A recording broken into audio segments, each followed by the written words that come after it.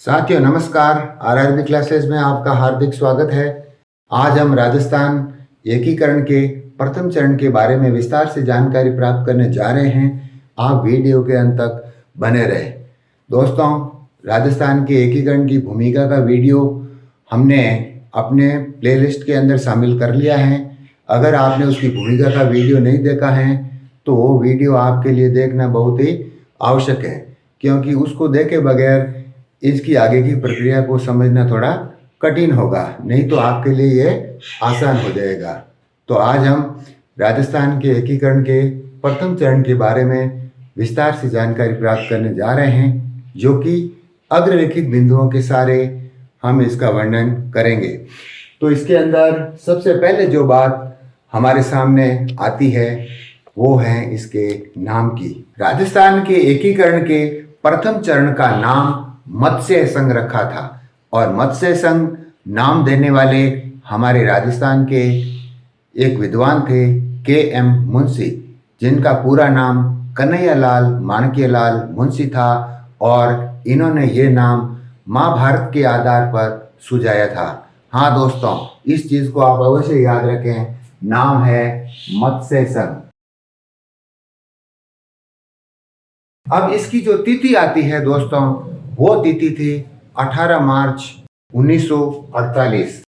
स्थान था भरतपुर का लोहागढ़ किला, अर्थात भरतपुर के किले को लोहागढ़ के किले के नाम से भी जाना जाता है। और यहाँ पर एक ब्रिटिश सेनापति लॉर्ड लेक ने कई बार आक्रमण किया, कई गोले दागे, लेकिन इस किले का बाल भी बाका नहीं हुआ। ये अपनी मजबूती और मिट्टी का बना होने के कारण जितने भी गोले फेंके जाते थे उसके अंदर मिट्टी के अंदर ही दफन हो जाते थे, और किले का कुछ नहीं बिगड़ा। तो इसका नाम लोहागढ़ के किले के नाम से भी इसको जाना जाता है। तो स्थान था लोहागढ़ भरतपुर। एक बात इसके अंदर दोस्तों खास वो ये थी कि ये उद्घाटन तो 17 मार्च 1948 को ही हो सकता था, लेकिन भरतपुर के शासक ब्रजराज सिंह के भाई देशराज सिंह ने इस मत्स्य संघ को एक जाट विरोधी संघ की उपमा दी और इसका विरोध किया।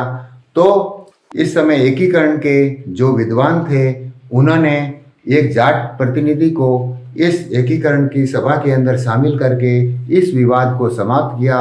इसीलिए एक दिन पश्चात अर्थात 18 मार्च 1948 के दिन ये विधिवत रूप से संपन्न हुआ, और इसकी राजधानी अलवर को रखा गया भाई, क्योंकि इसके अंदर जिन 4 रियासतों को शामिल किया गया था तो इसमें से किसी का प्रतिनिधि, तो किसी का स्थान, तो किसी के लिए उद्घाटन का स्थान, ये सब उस समय तय कर लिया गया था। तो इसके अंदर अगर हम रियासतें के तौर पर देखें तो सबसे पहले इसके अंदर जो नाम आता है वो था अलवर, फिर आती है साहब आपके भरतपुर, इसके बाद में उसके नीचे आ जाता है साहब धौलपुर, और धौलपुर के पश्चात आ जाती है करौली। तो इन 4 रियासतों को मिला करके मत्स्य संघ का निर्माण किया गया। और इसके अंदर जो अगला बिंदु है वो है कि इस समय इस संघ का कि इस मत्स्य संघ का राज प्रमुख कौन होगा। तो राज प्रमुख यहाँ पर जो धौलपुर के शासक थे अर्थात उदयभान सिंह जी, इनको राज प्रमुख बनाया गया। कौन थे भाई? उदयभान सिंह जी। राज प्रमुख को बनाए जाने के पीछे एक आधार था, और वो था वरिष्ठता का आधार, यानी वरिष्ठता के आधार पर राज प्रमुख का चयन किया। तो इसके अंदर सबसे जो उम्रदराज व्यक्ति थे वो थे उदयभान सिंह जी। और दोस्तों, उदयभान सिंह जी के बारे में अगर आप किसी को पता नहीं हो तो आप इस बात को अवश्य ध्यान में रखें कि ये उदयभान सिंह जी हमारे राजस्थान की भूतपूर्व मुख्यमंत्री श्रीमती वसुंधरा जी राजे के ससुर जी हैं। तो वसुंधरा जी के ये ससुर जी थे, इनको मत्स्य संघ का राज प्रमुख बनाया गया। और उपराज प्रमुख जो करौली शासक थे गणेश पाल जी, तो गणेश पाल जी करौली शासक, इनको बनाया गया।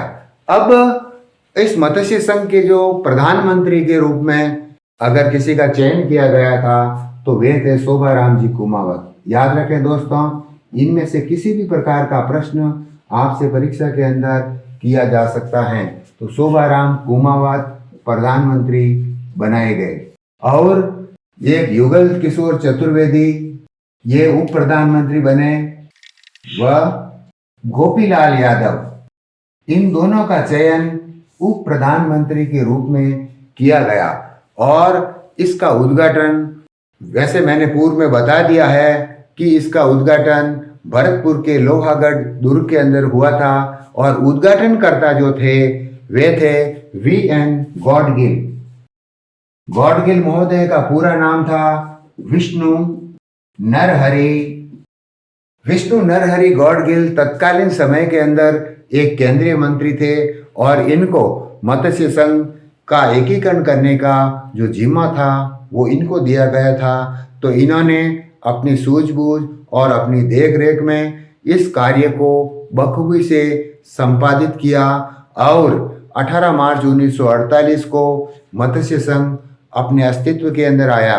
और दोस्तों एक बात इसके अंदर और जानने योग्य है वो ये है कि जुगल किशोर चतुर्वेदी को राजस्थान के नेहरू के रूप में भी जाना जाता है, क्योंकि ये भी प्रश्न कई बार परीक्षाओं के अंदर पूछा हुआ है। तो दोस्तों अगर आप चाहें तो इसका एक छोटा सा स्क्रीनशॉट ले सकते हैं।